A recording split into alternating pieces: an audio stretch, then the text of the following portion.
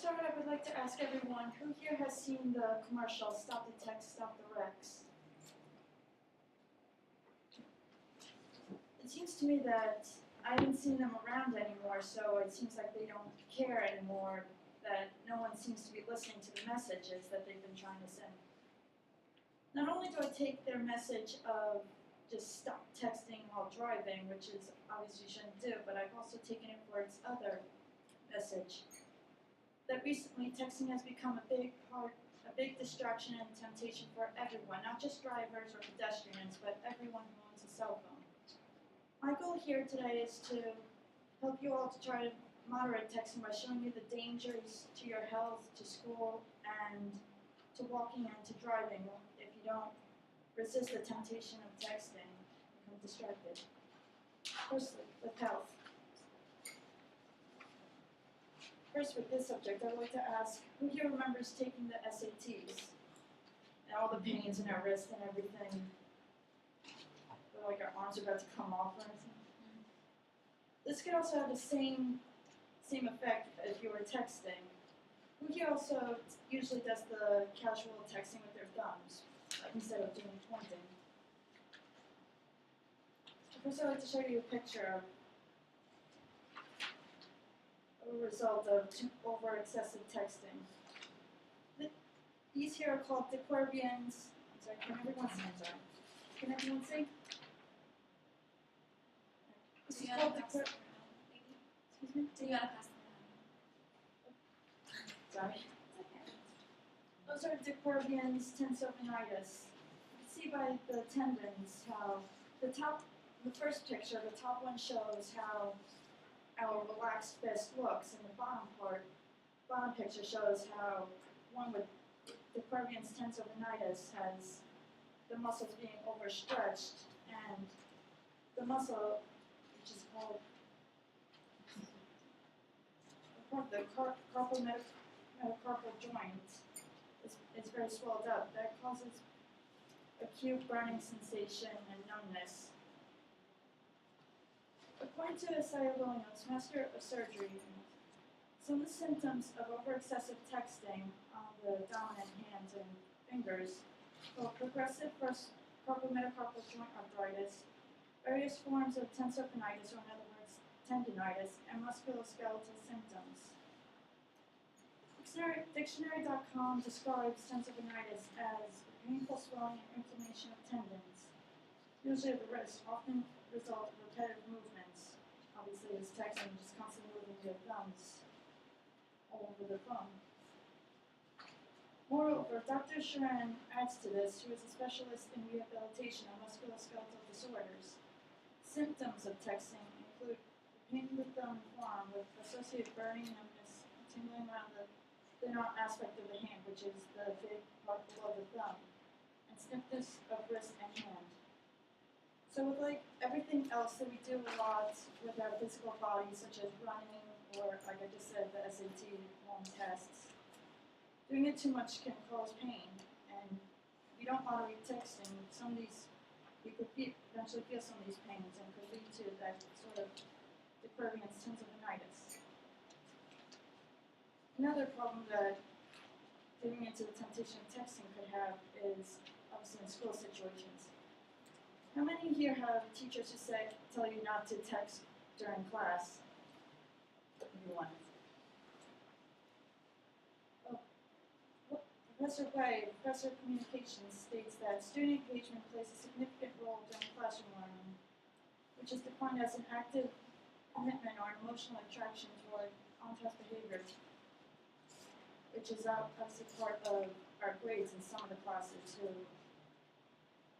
support us participating in class. Remember, texting during class just distracts us, just keeps us away from actually participating and learning.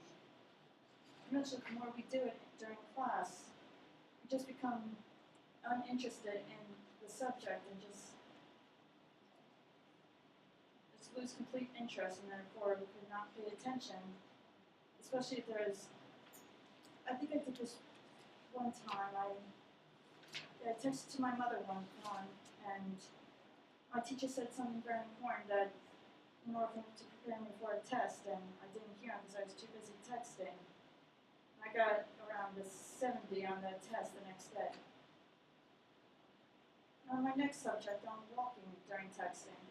And you can't begin to count how many times I almost walked into people texting, especially around campus. Professor of Psychology, Persuasive Goodman states that 17% of adult Americans have reported bumping into other people while texting. Because of this, number of pedestrians who visited the emergency room 3 years ago as a result of phone-related accidents was 4 times greater than it was in 2006. Definitely till now, I won't be surprised if it increased. It's obviously happening because no one's paying attention as they're walking. Just can't see what happens in front of them. First time I texted while walking, I walked straight into a pole. I almost hurt my face.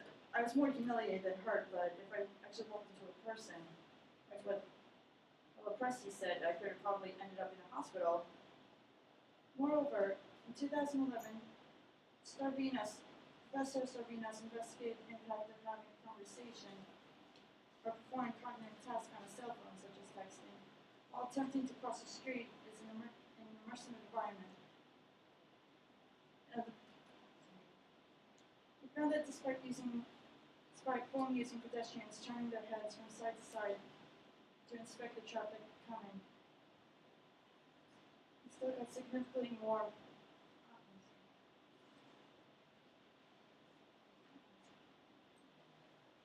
Who here crosses California Avenue every day?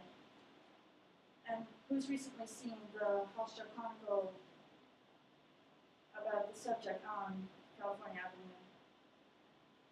It's saying how dangerous how the drivers can be on the road, and not just the drivers, but us ourselves, because almost everyone is texting while walking. If we just let the texting distract us, we're not going to be able to see for oncoming traffic, and you know what can happen. And finally, the most pervasive one, I'd say texting while driving. Although it has become a law in almost all the states in America, people still do it. Today, I walked from Hagedorn all the way to Adams, just alongside Hempstead Turnpike, and I caught 7 out of 25 people on the road texting as they were driving, at least going 25 miles an hour. Just surprised me to see them. According to Pascal Ferreira, cell phone use in texting while driving is responsible for 28% of car accidents worldwide, or in other words, 1.6 million accidents per year. Pascal Ferreira also has a chart that describes some of the driving issues resulting from texting and driving simultaneously, which is kind of obvious, but just overlooked as we were texting while driving.